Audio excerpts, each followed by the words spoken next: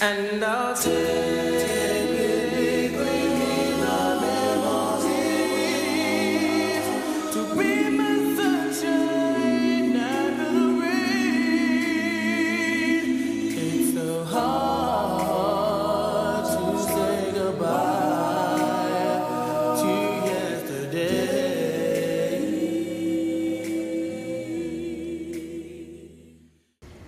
Ladies and gentlemen, please rise for the Pledge of Allegiance and presentation of colors by Air Force JROTC Color Guard.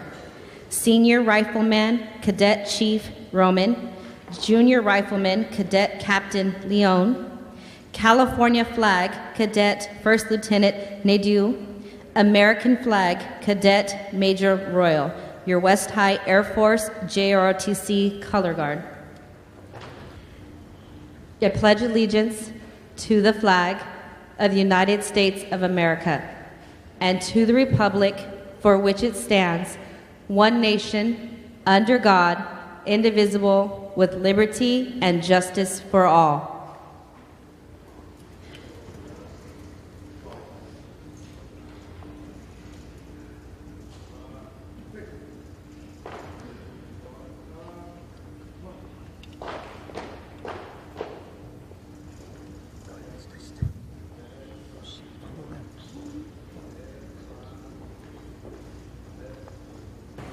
Good morning, West High School. Every 15 minutes across our country, a young person is seriously injured or killed in a DUI collision. West High School, this is your every 15 minutes.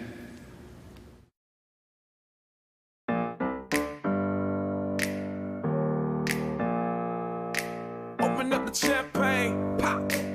It's my house, come on, turn it up. Hear a knock on the door and the night begins.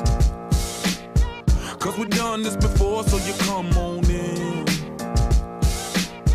Make yourself at my home, tell me where you been. Pour yourself something cold, baby, cheers to this. Sometimes you gotta stay in, and you know where I live. Yeah, you know what we is. Sometimes you gotta stay in. Welcome to my house, baby, take control now. We can't even slow down, we don't have to go a while. Welcome to my house, play that music too loud. Show me what you do now, we don't have to go a while. Welcome to my house. Welcome to my house. Morning comes and you know that you wanna stay. Close the blinds, let's pretend that the time has changed. Keep our clothes on the floor, open up champagne. Let's continue tonight, come on, celebrate. That's how we do. Sometimes you gotta stay in, and you know where I live. Yeah, you know what we is. Sometimes you gotta stay in. Welcome to my house, baby, take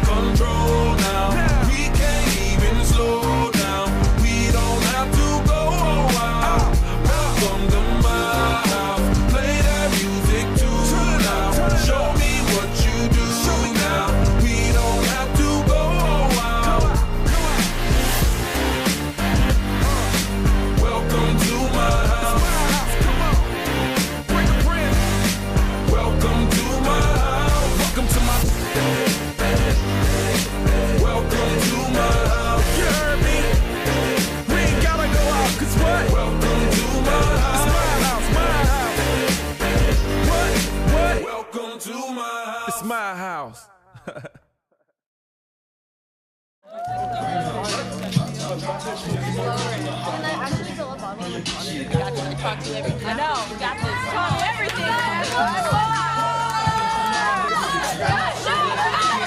Don't bring it. Don't bring it.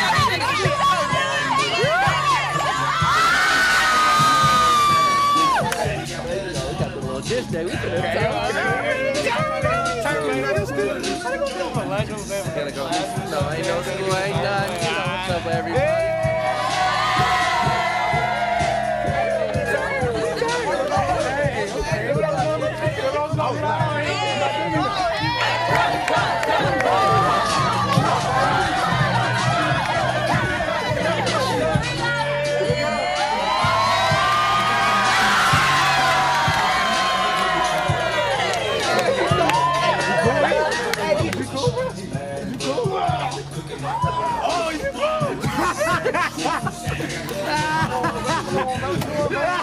Hey, I'm kind of hungry. You want to go?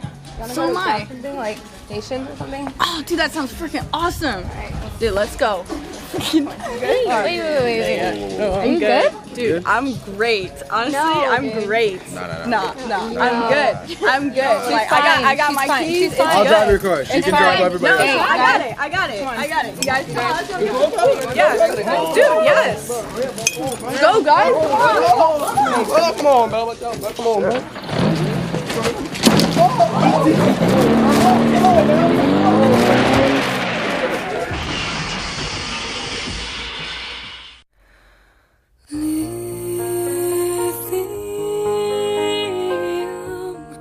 Don't wanna lock me up inside lithium. Don't wanna forget how it feels without you.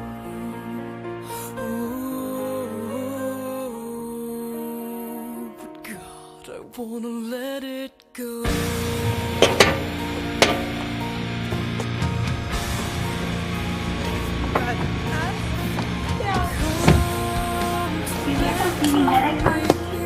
I don't think let's just breathe. Okay, and your name?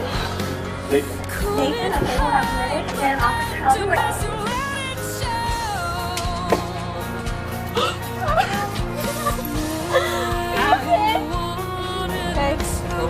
You okay?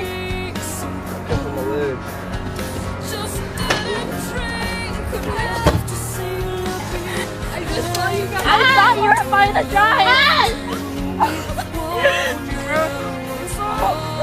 Is like you okay? You cool, bro? Can't go much leg, bro. I'm stuck. I just saw you guys. I by the drive. Bro, what's wrong with you, bro? He's bro! Hey, guys! You okay? Come on, bro, my leg. You cool, bro? You cool? My leg, bro. You cool? I'm stuck, bro. Why? Why did you do this? I thought I was fine to drive. It's not her fault. It's not her fault. AJ, you okay?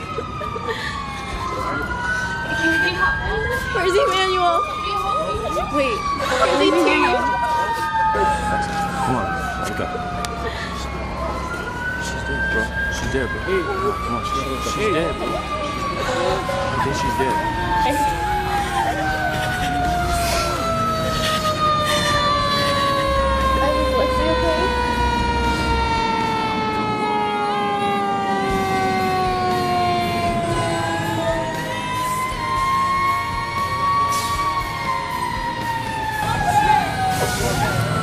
You guys all you guys can walk? And yeah? I want you guys to come over here and sit down on the curb, okay? Walk, stand over there.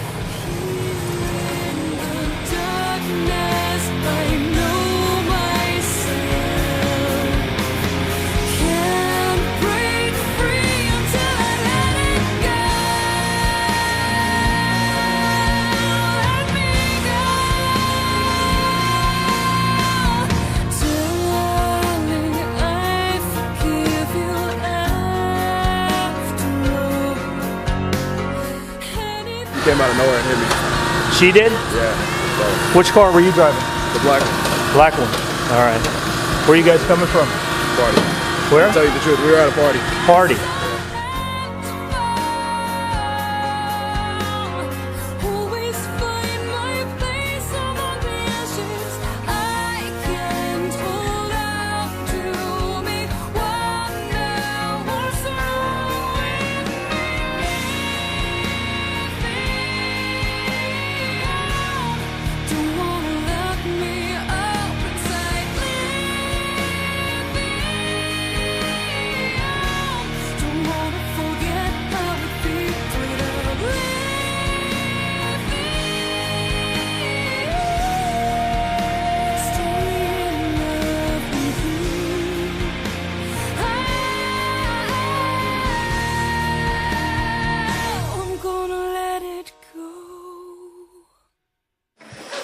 Hello. How you doing?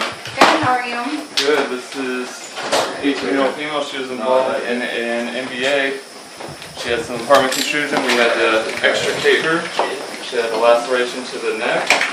1, 2, 3.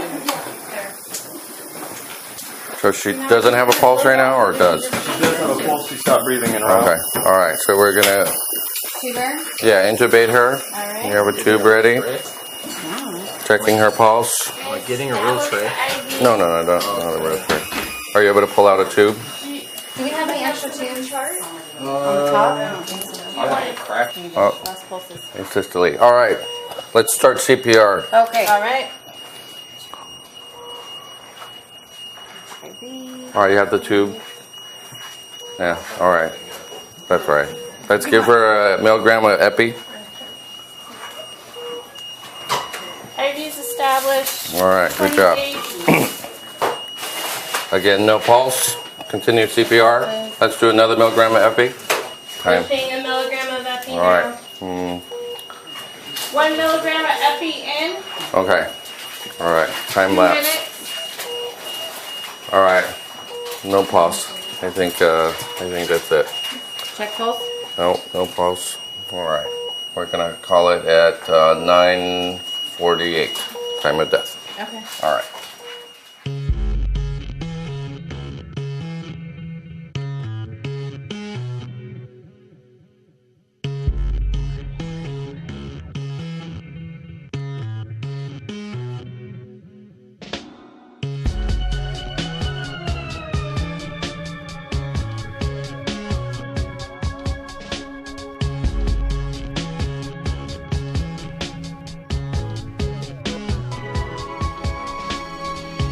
Yesterday is a wrinkle on your forehead. Yesterday is a promise that you've broken. Don't close your eyes. Don't close your eyes. This is your life, and today is all you got now.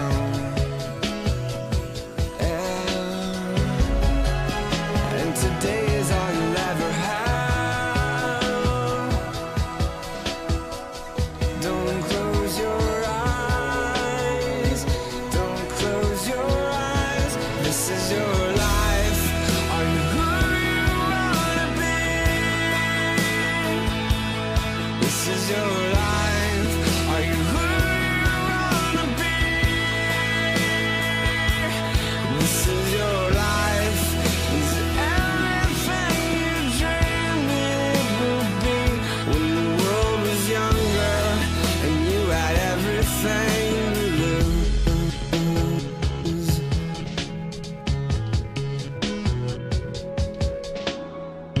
Yesterday is a kid in the corner. Yesterday is dead and over. And this is your life. Are you who you wanna be? This is your life. Are you who you wanna be? This is your life. Is it everything you dreamed that it would be when the world was younger and you had everything to lose?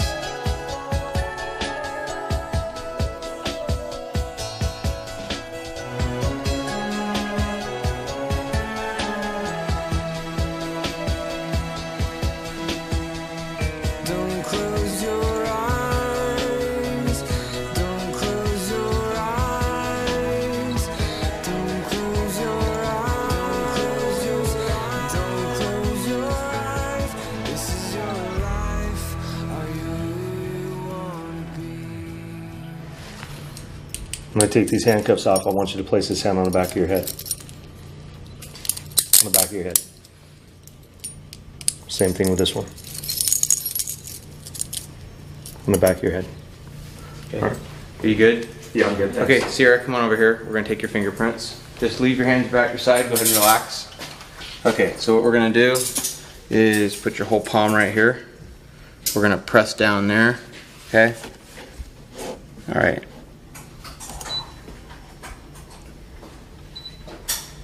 Let's walk over here, Sierra. See this line on the ground right here? Go ahead and put your feet on the line, okay? Keep your hands at your side. There's a camera up there, all right? I'm gonna take your photograph for your mug shot. Okay, so stare at the camera. It's scanning your eyes right now, so stare. All right, Sierra, we're all done here. We're gonna go into the holding cell, okay? Okay. Come on over here. Oh, you know what? Go ahead and take off your shoes, and you're gonna put them right here. Why do I have to take off my shoes?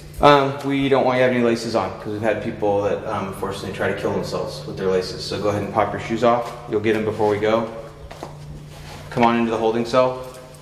Have a seat right here. Okay, just so you know, over here you've got a toilet, you've got a sink with a drinking fountain, and to wash your hands. Be careful, it'll spray you in the face if you're not careful. You're gonna be in here for a while. Do you need some toilet paper? No, I'll be fine. All right, let's hang out here and until we go to jail.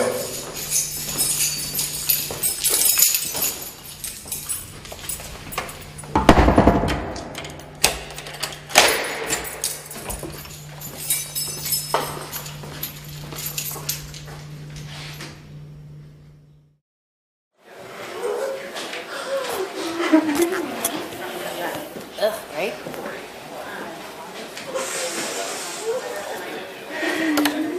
You want to sit down? Just sit down. We'll try it, okay?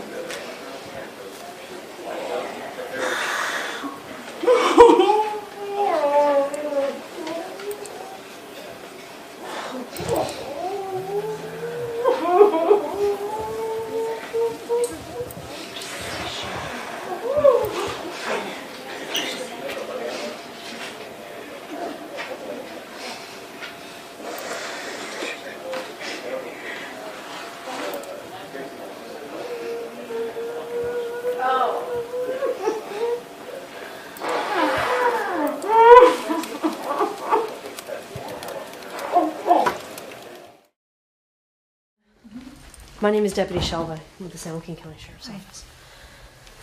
You're Lexi's mom? I'm very sorry to tell you. Lexi died today as a result of a motor vehicle accident. Okay? Is there somebody I can call that can come be with you? I don't have anybody right now to call. And just turn right here.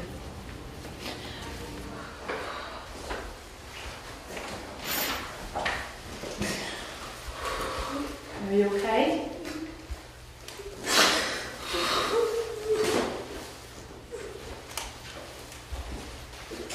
Take as long as you need.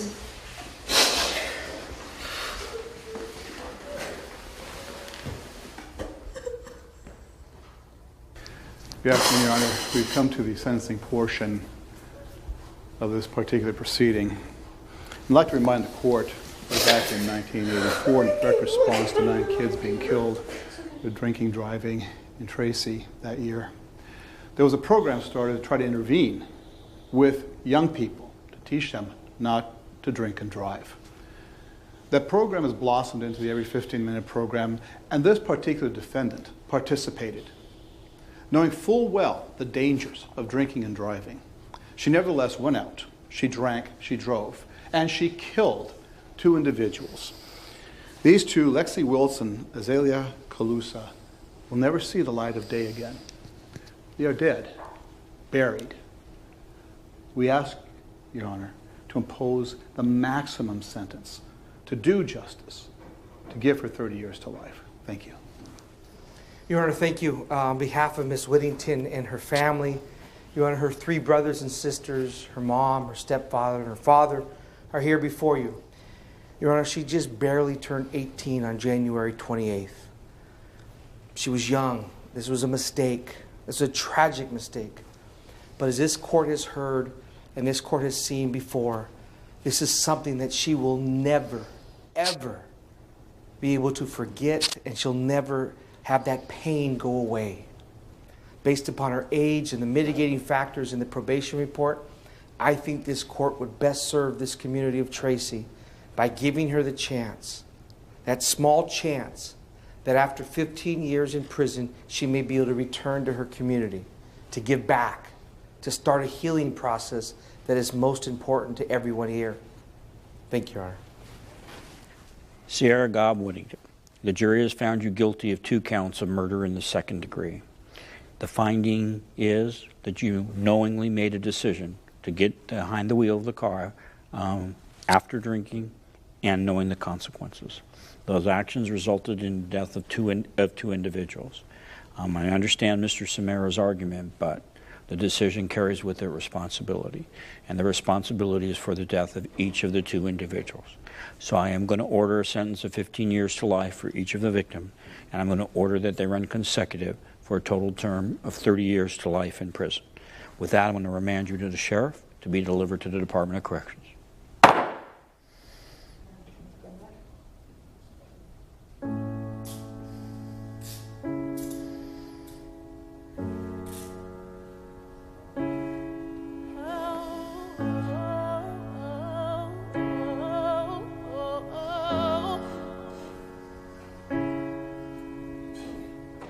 I fought for you the hardest. It made me the strongest. So tell me your secrets. I just can't stand to see you leaving. But heaven couldn't wait for you.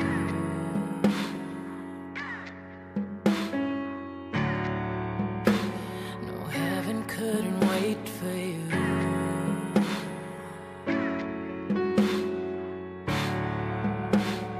Heaven couldn't wait for you.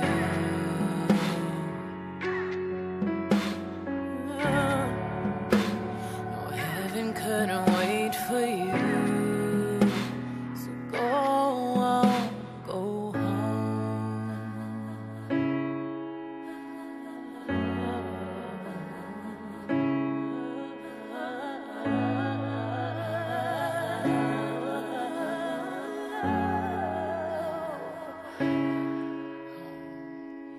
We laughed at the darkness, so scared that we lost it.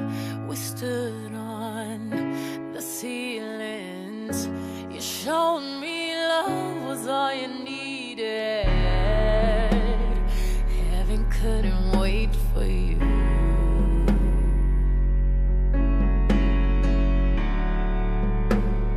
Heaven couldn't wait for you.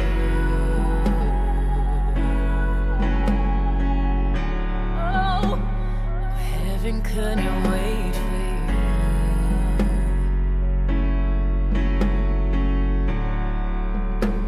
No, heaven couldn't wait for you.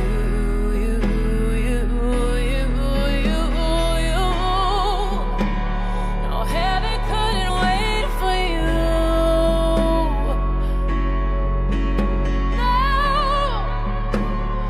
Heaven couldn't wait for you. No, heaven couldn't wait for you. Oh, heaven couldn't wait for you. So go home.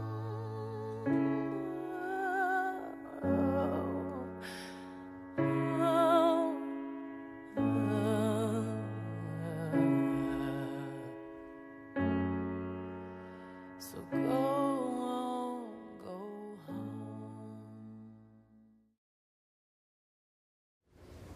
Next thing we have are the parents and the students involved in every 15-minute program will read their letters. These letters represent what they would tell to their kid or to their parent if they died in a DUI collision. The first I have today is Kobe.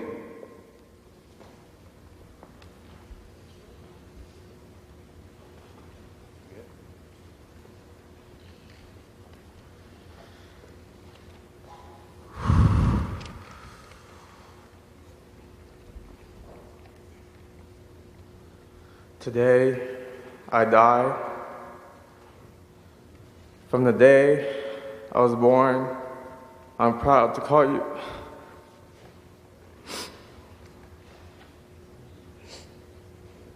My parents, you've been through rough to exciting memories with me, and I can't forget that. Able to have a family, and I can count on them being able to have parents to support and through everything I've done in my life. All the accomplishments I've achieved to help me fund my dreams, even though you went through a hard time with money, you still believed in my vision that I can make it in life. I still won't forget the time I was in surgery for my lung, and my parents would never leave my side.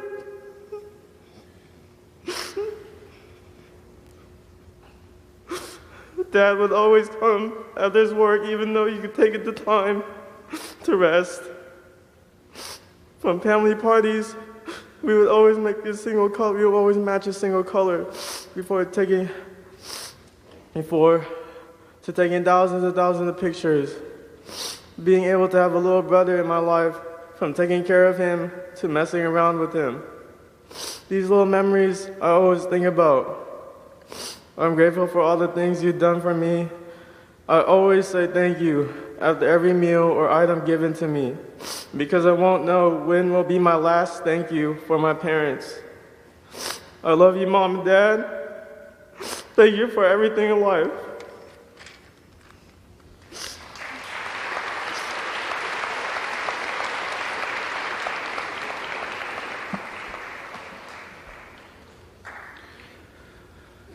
Next, we're going to have Rachel Estelle, Ephraim's mom.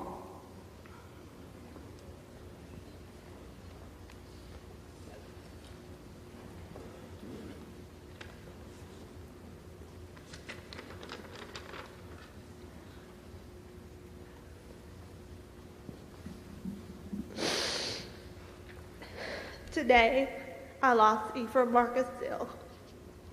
I thought I would never experience this type of loss again.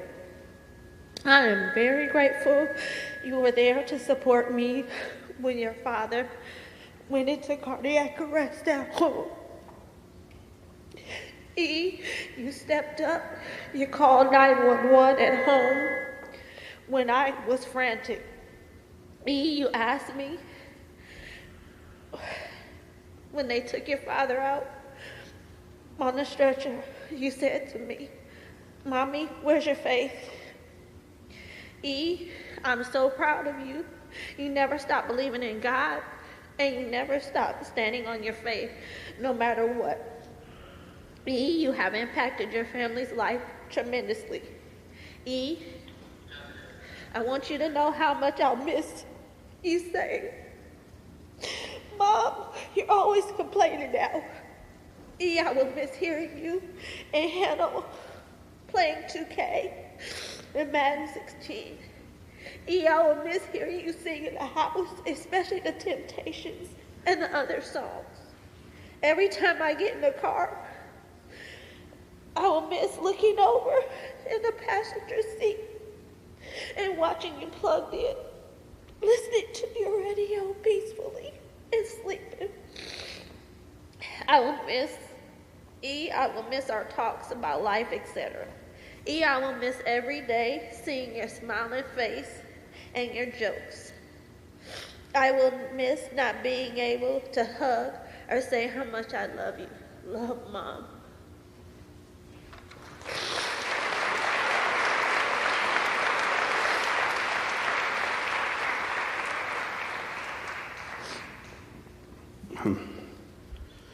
The students, Anae Vieira.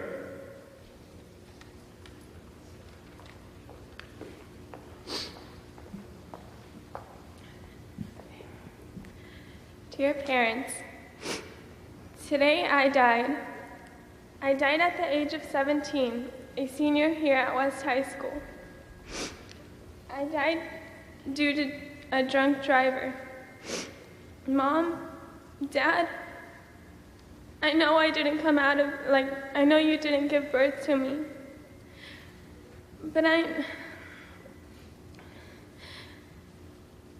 But you raised me and made me who I am today. And I could not be more grateful.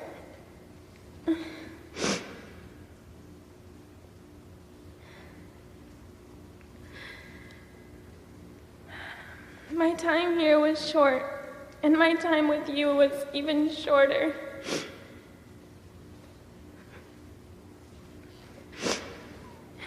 Sorry, although I did not live a long life, I tried to make the best out of it. Many don't know me, but those who do know what I've been through. And I make everyone think I live a happy and bubbly life, but growing up was hard. My mom being an alcoholic, and my dad being a drug addict. I never knew what a family was till I came to you. You gave me another life, a life I truly deserved.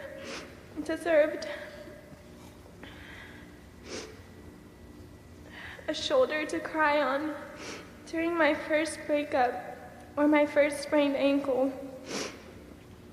I did not have many firsts with you, but I did have many lasts. My last breath, my last love to you, my last everything. I'm sorry for all the wrong I've done, but I thank you so much for everything you've given me.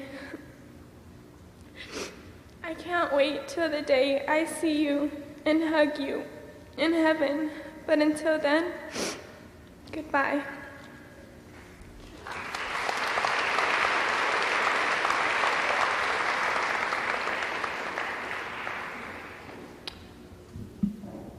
Next, we have Yolanda Burial Knight, E.T.'s mom.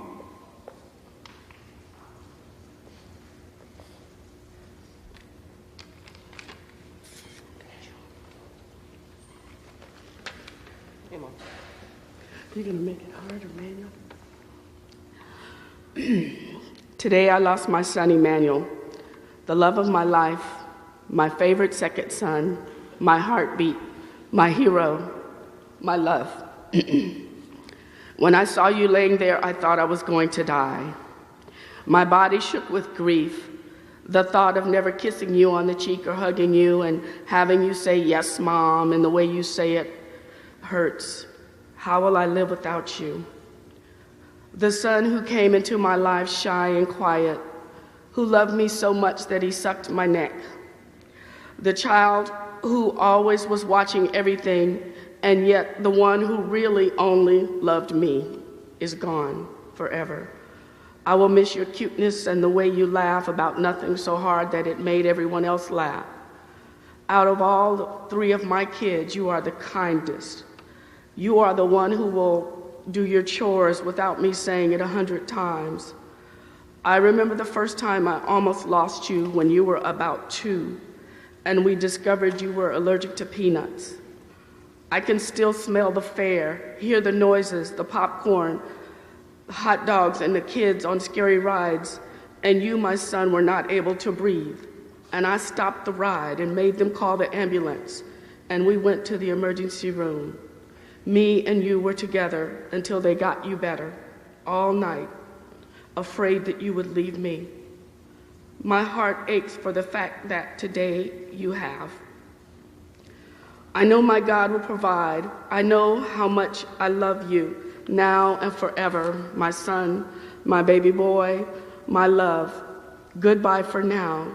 God is with you, and I know that you are okay. Continue your kindness and look down on your old mom and give me a hug. Smooches forever and ever. Love you, your mom.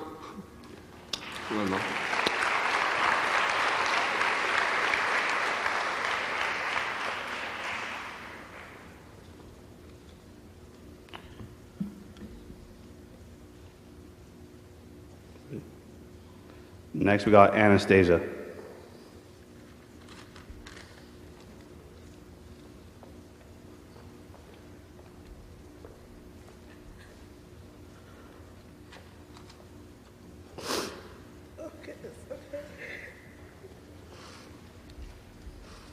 Today I died. I know it's cliche, but I wish I could hug you one last time and say I love you. I wish I was like when I was little, that I would get scared. I would climb into your bed and you would tell me it was okay. But it isn't okay.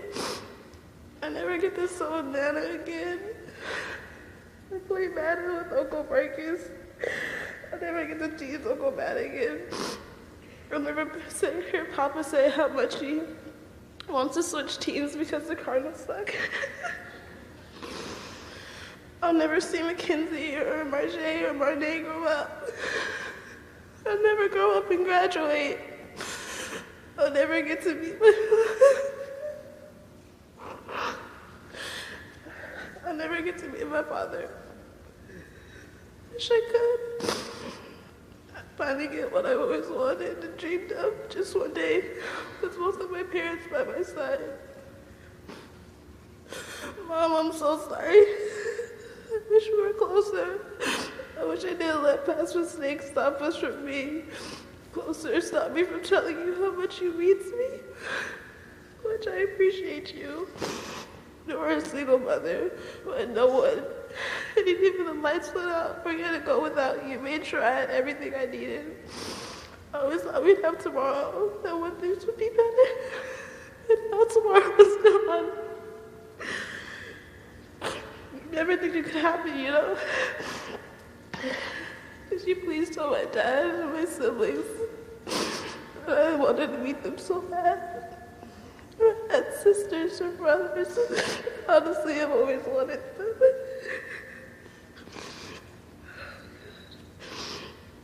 Tell them I love them. I wish I got the chance to say it in person.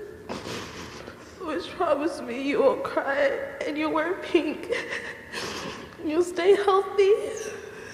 Watch every Raider game. Maybe we'll actually make it back to Super Bowl one day. I'm definitely not the easiest kid to deal with by far. I know you had to go through a lot. You sacrificed a lot just to get me here between the fights, hurtful words. With the pain, you were always in my corner, sometimes the only one there. Graduating, actually doing something with my life would have validated that. Would finally be me saying all the crap was worth it. Raising me and not giving up with me no matter how I might push you to.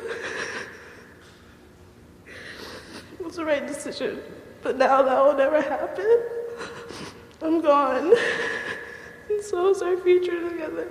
I'm so sorry we couldn't make it together.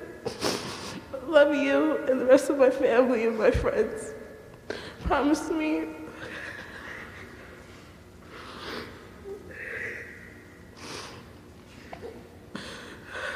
Promise me you'll cremate me. At least I could stay with you some way. I really hope I go to heaven so maybe we can see each other again. I love you with all my heart. Please remember that even when I'm not there to say it anymore. Goodbye, Mom.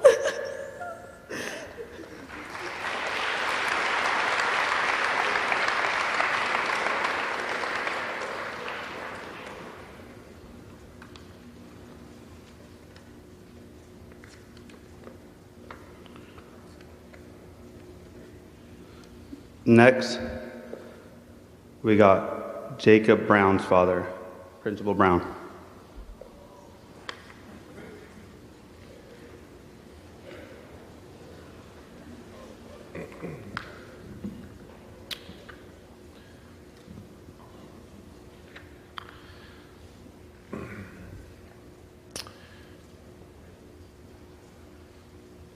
So Jacob's mom and grandma are here, and that's not making it easier. So today I lost Jacob Allen Brown.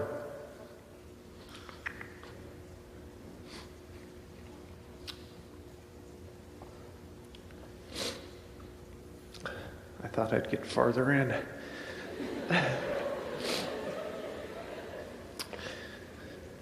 Jacob, this is my 5th every 15 minutes program. I never thought I would be running one for my own son.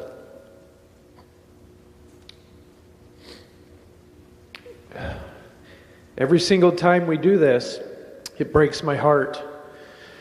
I remember the first one at West with Lindsay Cardinelli lying on the car dead. I couldn't control my emotions.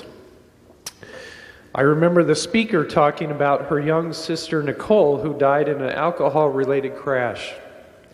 And I wept thinking about my own Nicole at home. So now I am here writing a letter to my oldest son, Jacob. Every student who has gone through this program is one of my kids. I love my students like they are my own kids.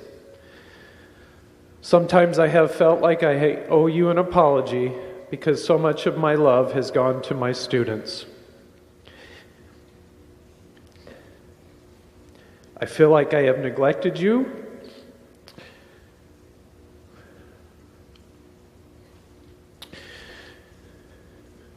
Or not shared enough love with you. One of my greatest fears has always been not being there when people need me at the school. It is hard for me to leave campus because I worry about what could happen and that I might not be there to help or take care of things. I love that you have been a student at West. I also feel awful that I could not share as much love with you as I should have because I was the principal. Anytime I worry about the school, I have to worry extra, hoping that you are okay and that you are safe. I am so proud of the young man you have become. I am so proud of your strength as well as your tender heart. I know you want to help people. You were always a great example to me. You care about people. Your friends love you and would follow your example and leadership. Your mom is heartbroken. Even though sometimes being a teenager is rough, your mom's heart has broken. Your sisters and brother love you and have always been proud of you. They love their big brother. My memories of you run deep. I remember when you were born and how you loved to snuggle on my chest every night. I remember your cute blonde hair and playing in the snow. I remember all the basketball and football games. I remember our river trips. I was always so afraid to take you because I was afraid you would get hurt. There was so much I had planned to do with you. I feel like I didn't express my love enough. And now it's too late. I love you so much. A part of me is missing. I am so proud of who you have become. I will always love you and miss you, Dad.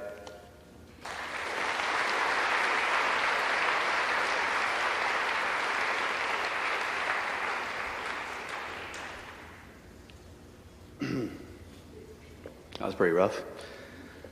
Something about Principal Brown. Every parent here that was part of this program is away from their kids for about 36 hours. Principal Brown and Benham pulled a fast one on me and had his son involved in it, and I didn't know it was his son. So we're in a meeting, and he starts talking about his son, about the program. anybody knows about Jacob, he has some nice hair. I was looking at it all night.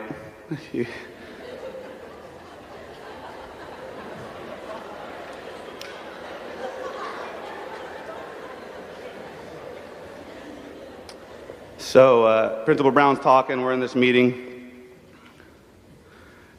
and I still can't figure out who he's talking about. I didn't know it was his son. Then he kind of starts describing him, and I'm like, oh, Kevin Love. That's your son.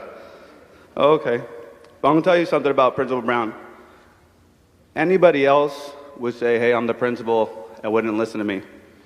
He made sure he dealt with the same thing that every parent here dealt with. He didn't come to the parent retreat. He didn't stay at the hotel. He made sure he dealt with everything the same way as anybody else. This speaks to him as a man. And I heard we're going to be leaving him. He's going to be leaving us pretty soon. So I just want to give him one round of applause.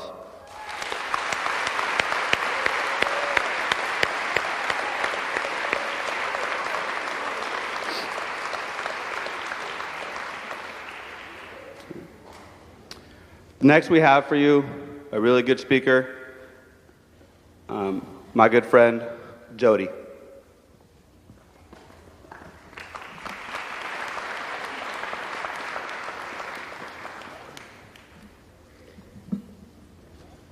Thank you for having me, and thank you for participating in and taking seriously the lessons learned here today. I would like to dedicate this moment to a wonderful person who lost her life much too soon, and also to her surviving family and friends. She was killed by a drunk driver. Now, the person that I'm here to talk to you about today, she grew up in South Dakota on her grandparents' ranch. She rode horses, and she helped her dad with the usual ranch chores, like fixing fence, riding in the tractor, helping to round up cows to be branded. She was a true Midwest daddy's girl. And in high school, she was a little rebellious, but she didn't do drugs or even drink. She was too afraid of the consequences of getting in trouble or of disappointing her parents. She got good grades. She even went to Japan as a high school exchange student for a year. But after returning home and graduating high school, her headstrong attitude had grown while living very independently abroad. And she had a hard time readjusting to life back here in the States. She began to lose the fear of punishment, and her rebellious behavior grew. She put her college plans on hold, and she moved out into her own apartment. She started hanging out with her friends from work, sometimes drinking, sometimes not. She felt very in control of her life, doing what she wanted, when she wanted. But she never missed work, and her bills and rent were always paid, always on time. Eventually, she followed through on one of her lifelong dreams of becoming a wildland firefighter. She had read about a smoke jumper, a female smoke jumper, in Reader's Digest when she was 13 years old, and so that's what she wanted to do. She didn't become a smoke jumper, but she joined the local volunteer fire department, and there she learned the basics of what would become her life's passion. The department helped her to go to school to become an emergency medical technician, and she worked on an ambulance in the area. She loved helping people. Fire, though, was her main focus, and so she pursued a full-time job in wildland firefighting. A job offer came from California, so she eagerly moved further west to the next stage of her life. She fit into the new job and the culture surrounding it very easily. She made many friends from work, and they shared her love for high adrenaline, fast-paced adventure. She moved up the ladder quickly from a new recruit rookie to a seasoned and well-rounded senior firefighter. Her work hard, play hard mentality was readily accepted in the high-stress environment, where stress relief often meant drinking a few after work and quite a few on the days off. She excused her behavior by rationalizing that she could work just as hard after a night of drinking, so no harm was done. Life went on and fire seasons came and went. Christmas time was when she went back home to South Dakota. She went home every year to spend time with family, and the last Christmas that she spent with them was a particularly exciting time in her life. Things at work had been going well, so she bought a new diesel-powered truck, a big, nice truck. She loved that thing. She was going to drive it back out to California. After returning to California, she spent the next month teaching and training apprentice firefighters from across the country at an annual Wildland Fire Academy. And the following month, her dad was planning to come and visit. She had bought tickets for them to go to a Willie Nelson concert, one of her other lifelong dreams. And life was good. She was working hard and playing hard until Monday night, just 3 days before Willie Nelson. She had gone out to one of the fire crew's favorite hangouts. They were going to celebrate the life of a battalion chief who had passed away much too young from cancer. She already knew it was going to be one of those nights. No problem, she thought. They'll get a cab. She had the next day off from work. Wednesday was the funeral, and after that, she would meet her dad for the concert on Thursday. She didn't make it to any of that. She didn't make it to the battalion chief's funeral or to the concert. She had apparently left the bar in a blackout, appearing to function normally but without consciousness. She barely made it a few miles from the bar. You know, it's crazy to think that a month before her crash, she was talking to young folks not much older than you, aspiring young firefighters, talking to them about taking care of each other and looking out for each other, and how making the right choice is not always the easy choice, and how integrity is more than a work ethic, it's a life ethic. It's also crazy to think that just a couple weeks before her crash, her mom was talking to her on the phone, telling her about a coworker who lost her son in a drinking and driving accident. And her mom pleaded with her to never get into a vehicle with a drunk driver, how she didn't ever think she could manage to lose her daughter that way. And it's crazy to think that now her dad goes to schools to tell kids about making smart choices, and how hard it is as a father to have her gone, and how hard it is as a parent to not be able to just make everything okay.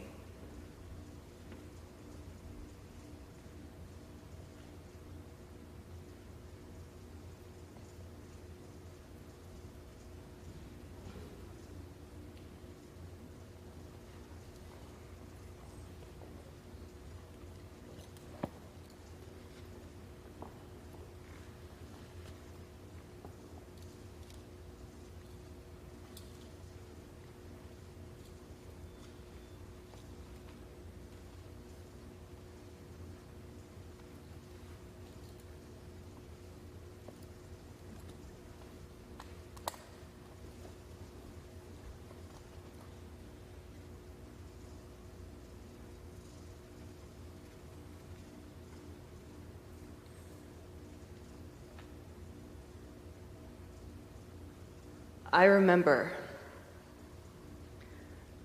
looking up to see an intersection, but I don't remember what color the light was. Suddenly I saw a small white car. It appeared out of nowhere. I slammed on the brakes, but it was too late. I remember the sound of the collision, the look of terror on her face. My airbags didn't even go off. I walked away without a scratch, but she was killed on impact. Her husband fought for his life in critical condition for many months. I remember being told to get out of the vehicle with my hands up. I remember sitting in the back of the cop car looking around, trying to figure out where I was, where was my truck, what was going on. One officer told me that he didn't think that one of them was going to make it, but I couldn't piece together who them was. There are so many details of that night that I don't remember, that I've tried so hard to find in my mind, but others I will never, ever forget. The sound of crashing glass, the thud of the impact, the feeling of complete despair when I realized that I had hit and killed someone. And sitting in the holding cell made me think of suicide. How could I possibly go on with my life knowing that I had taken someone else's?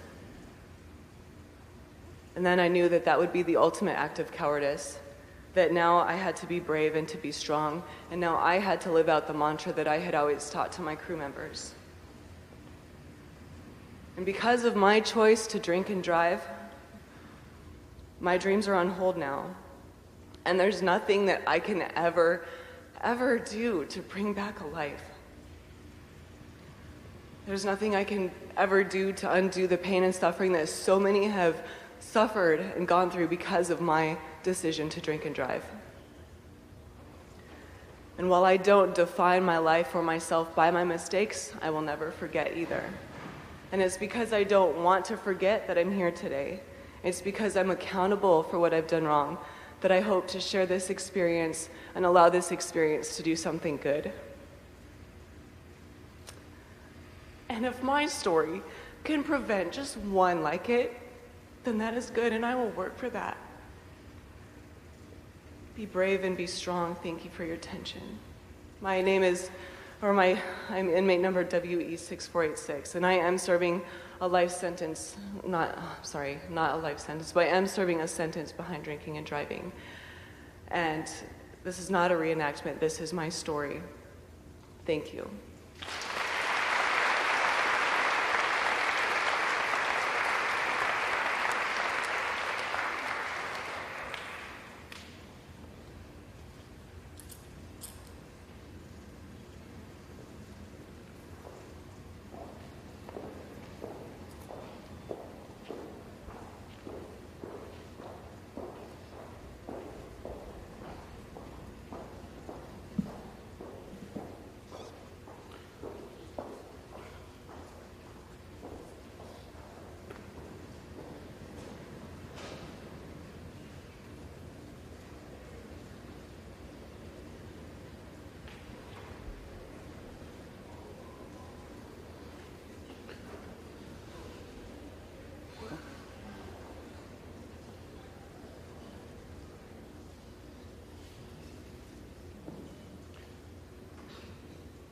Jody's going back to Chowchilla Women's Facility to spend the rest of her days. She goes school to school to tell people about what she did. She took somebody's life, and she has to live with that for the rest of her lives. I want you guys to think about that.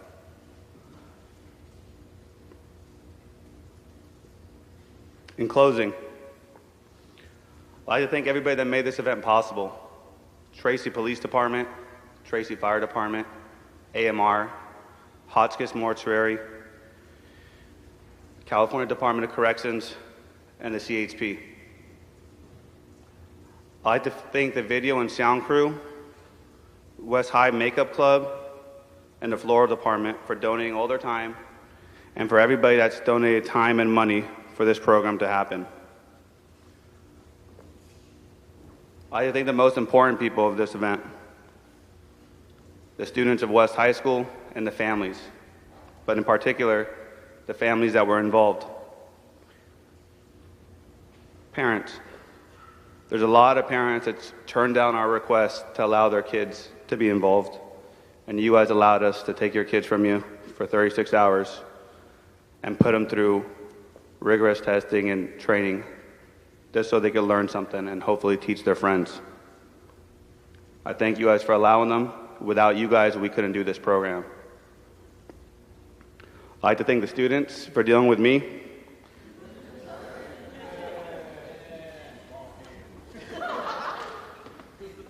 Really, you talking about that forehead of yours? I'd like to thank the students. You guys were really good. And how I told you guys aren't here for you guys.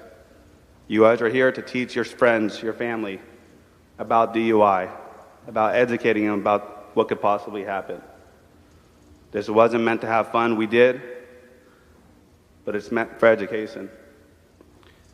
People, we call this event every 15 minutes because back in the day, it used to be every 15 minutes.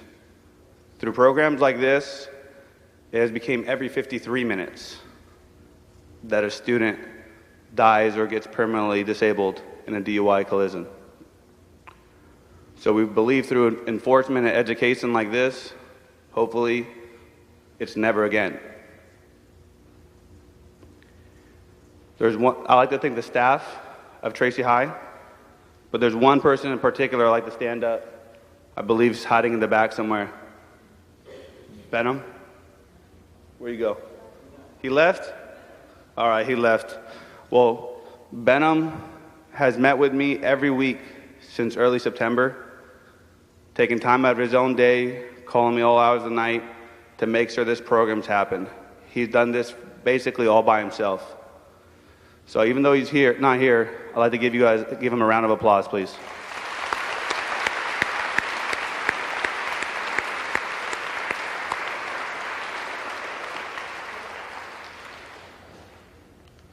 Thank you, West High School.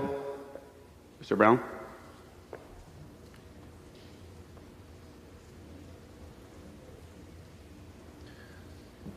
Jenny, do you know if Benham's out there? Oh, we went that way. Okay.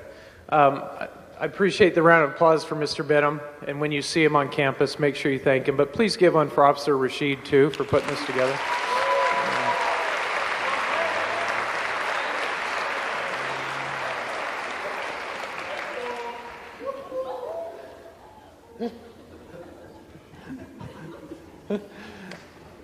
Probably think if they get pulled over, they're getting out of one, huh? So, we will get you out to your lunch, I promise. I just have a couple closing remarks I wanted to share with you. It's not usual that I get up here twice, so I'm going to do my best through this as well. There's a lot of work that goes into this. We wish all 500 seniors could be participating in it. They can't, obviously. There's a ton of work and effort and time and also money that goes into this. And it's more than just about helping you not drink and drive. It's about making decisions. When you guys are speeding out of the parking lot, when you're messing around on the street. Did you see the young lady in orange and the decisions? That's real. And all it takes is hitting one person when you're behind a vehicle and your whole life changes. That family's life changes. The friends of that family, your family. It affects everybody. So we do this and we put out the money and the time and effort so you will think before you do things, so that you'll make good decisions. As you know, this is all staged. The scene yesterday's staged. Everything's staged. But it's amazing how real and how powerful it is. There's no fake crying with this when they're up here. The emotions are very real. As soon as you see the video and you see Lexi there laying on the car, it hurts. You see Sierra walking in, it hurts. I don't know which hurts more, is seeing Lexi laying on the car or Sierra going to jail for decisions she made. It just stings and hurts a lot. This is why we do this, though. We love you guys. We do. I know you don't always think we do. I know you got Saturday school hours and all that stuff. And how can we love you? We love you. We spend hours and hours trying to make sure you are safe and making good decisions. We love you. We want you to be safe. I have been to a lot of funerals since I've been at West High School. Every single one of them breaks my heart. Now, they're not all from alcohol-related incidents or things like that, but they're students or students that graduated the year before. And it tears us up every time. So please, take from this, make good decisions. So if we do all this, and tonight you go out and party and get behind the wheel, what are we doing this for? Make a change in your life. We're all well aware that people in this room party. We know it. Okay? You're not fooling us. You haven't tricked us. You're not that sly. Okay? But please make some changes based on what you see today. Please, when you see them on Monday, pick their brains a little bit. Feel the emotion that they went through over this last few hours. You're close to someone in this group, hopefully. So pull from that, okay? We are going to dismiss in just a second. We would like to allow the students to kind of get with their families a little bit. They haven't seen them in a while.